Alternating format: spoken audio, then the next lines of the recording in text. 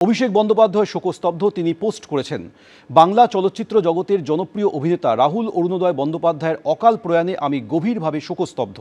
তার বিদেহী আত্মার চিরশান্তি কামনা করি। তার শোক সন্তপ্ত পরিবার, পরিজন এবং অনুরাগীদের প্রতি জানাই আন্তরিক সমবেদনা।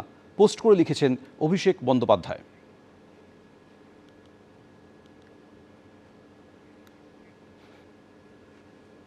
কিছুক্ষণ আগে অভিনেত্রী প্রিয়াঙ্কা সরকার রাহুল বন্দ্যোপাধ্যায়ের বাড়িতে এসেছেন। তিনি পোস্ট করেছেন, এই সময়টা আমাদের চরম শোক, গভীর হতাশার।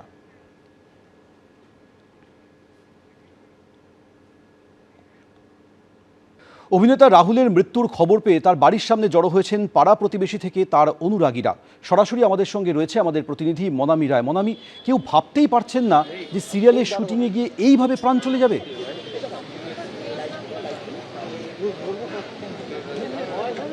একদমই তাই।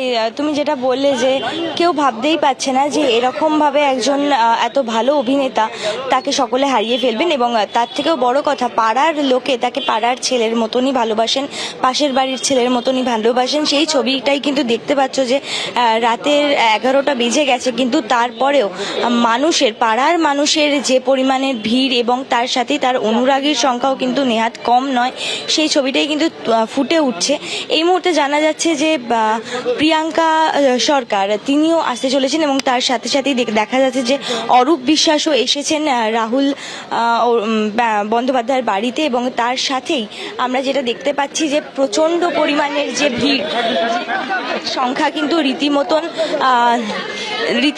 তোমরা দেখতে পাচ্ছ যে অনুরাগীর সংখ্যা এবং পাড়ার প্রত্যেকটা মানুষ কিন্তু শোকস্তব্ধ হয়ে পড়েছে। কারণ এই মৃত্যুটা সত্যি কিন্তু ভাবার বাইরে। কারণ রাত 11টা বেজে গেছে, তারপরেও কিন্তু মানুষ সকলে পাড়ার ছেলে, পাশের বাড়ির ছেলে হিসাবে যেভাবে ভিড় জমিয়েছে, সেই ভিড়টা কিন্তু সত্যি চোখে পড়ছে। এবং সত্যি এই মৃত্যুটা কেউ কখনো ভাবতেই পারেনি। কারণ শুটিং করতে গিয়েছিলেন, এবং তার সাথে তার যে সহ অভিনেত্রী শ্বেতা মিশ্র, তিনিও কিন্তু সেই সময় একই সাথে একই জায়গায় উপস্থিত ছিলেন, এবং দুজনেই কিন্তু জলে পড়ে গিয়েছিল বলে শোনা যায়। কিন্তু তারপরেও রাহুল বন্দ্যোপাধ্যায়ের যে মৃত্যু, সেই মৃত্যুটা কিন্তু অভিনেত্রী নিজেও মানতে পারেনি, এবং তার সাথে সাথে পাড়ার প্রতিবেশী এবং কেউই মেনে উঠতে পারেনি। সরাসরি আপনারা দেখতে পাচ্ছেন অভিনেত্রী প্রিয়াঙ্কা এই মুহূর্তে রাহুল বন্দ্যোপাধ্যায়ের বাড়িতে এসেছেন। সরাসরি আপনারা দেখতে পাচ্ছেন অভিনেত্রী প্রিয়াঙ্কা প্রবেশ করলেন রাহুল বন্দ্যোপাধ্যায়ের বাড়িতে। ইতিমধ্যেই সেখানে রয়েছেন মন্ত্রী অরূপ বিশ্বাস। তালসারিতে শুটিংয়ে গিয়ে অকালে প্রাণ ঝরে গেল অভিনেতা রাহুল অরুণোদয় বন্দ্যোপাধ্যায়।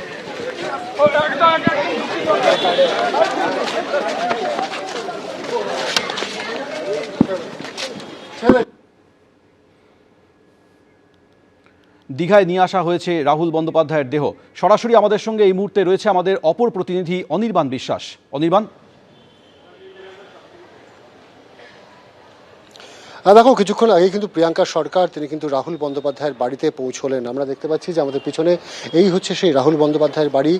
তিনি কিন্তু এর আগে সন্ধ্যেবেলাতেও এসেছিলেন, এবং কিছুক্ষণ আগে তিনি কিন্তু ঢুকলেন। তুমি জানো যে একটা ঘটনা ঘটেছে, এবং সেই ঘটনায় রাহুলের মর্মান্তিক মৃত্যুর ঘটনা ঘটেছে, এবং সেই মৃত্যুতে পর প্রিয়াঙ্কা কিন্তু খবর পেয়েই প্রথম তিনি কিন্তু বিকালে চলে আসেন রাহুলের বাড়িতে, এবং তারপর তিনি কিন্তু চলে গিয়েছিলেন। এই মুহূর্তে কিছুক্ষণ আগেই কিন্তু তিনি ঢুকলেন, এবং পিছন দিকের যে গেট, সেই গেট দিয়ে কিন্তু তিনি ভেতরে প্রবেশ করলেন। এবং তোমাকে জানিয়ে রাখবো যে রাহুলের যেহেতু আগামীকাল ময়নাতদন্ত হওয়ার কথা রয়েছে, স্বাভাবিকভাবেই সেই ময়নাতদন্তের যে প্রক্রিয়া, সেই প্রক্রিয়া সম্পন্ন করতে গেলে বাড়ির লোকের অনুমতির প্রয়োজন হয়, এবং সেই সমস্ত বিষয় নিয়ে একেবারে কিন্তু তিনি কথা বলতে এসেছেন বলেই আমরা জানতে পাচ্ছি। এবং অরূপ বিশ্বাস তিনি গোটা তত্ত্বাবধানে রয়েছেন এই মুহূর্তে। তুমি দেখতেই পাচ্ছ যে অরূপ বিশ্বাস তিনি নিজেও বাড়ির ভেতরে প্রবেশ করেছেন প্রিয়াঙ্কাকে নিয়ে, এবং তার যে প্রচুর অনুরাগী, সেই অনুরাগীরাও কিন্তু ইতিমধ্যে ভিড় জমিয়েছেন। রাত বেড়েছে, কিন্তু রাহুলের বাড়ির বাইরে যে ভিড়, সেই ভিড় কিন্তু কমার কোনো জায়গা নেই, এবং যত সময় গড়াচ্ছে ততই কিন্তু তার সতীর্থ থেকে শুরু করে সহশিল্পী তারা যেমন আসছেন, এবং একই সঙ্গে কিন্তু তার যারা আত্মীয় স্বজন, বন্ধুবান্ধব, তারা কিন্তু সবাই একে একে এসে রাহুলের বাড়িতে কিন্তু বাড়ির সামনে তারা জড়ো হচ্ছেন। রাহুলের মা বাড়িতে রয়েছেন, এবং কিছুক্ষণ আগেই প্রিয়াঙ্কা সরকার তিনি পৌঁছলেন। সন্ধ্যেবেলায় তিনি একবার এসেছিলেন, তারপর তিনি চলে যান। পরবর্তী সময় কিন্তু তিনি এখন আসলেন, এবং যেমনটা আমরা জানতে পাচ্ছি ইতিমধ্যে দীঘা হাসপাতাল থেকে তমলুক হাসপাতালের পথে নিয়ে যাওয়া হয়েছে তার মরদেহ, এবং সেখানেই কিন্তু আগামীকাল ময়নাতদন্ত হবে। এবং এই ময়নাতদন্তের যেহেতু একটি সরকারি প্রক্রিয়া থাকে, সেই আইনি প্রক্রিয়ার মধ্যে দিয়ে কিন্তু যেতে হবে, এবং কি কি প্রয়োজন সেই সমস্ত কাগজপত্র থেকে শুরু করে রাহুলের যে সমস্ত আইডেন্টিটি কার্ড সে সমস্ত কিন্তু সংগ্রহ করা হবে এই মুহূর্তে বাড়ি থেকে, এবং তারপর কিন্তু তারা একেবারে কিন্তু এখন রাতেই- যাবতীয় প্রশাসনিক প্রক্রিয়া সম্পূর্ণ হচ্ছে, তার প্রয়াণে শোকস্তব্ধ প্রত্যেকেই। তুমি আমাদের সঙ্গে থাকো। এবিপি আনন্দ, এগিয়ে থাকে, এগিয়ে রাখে।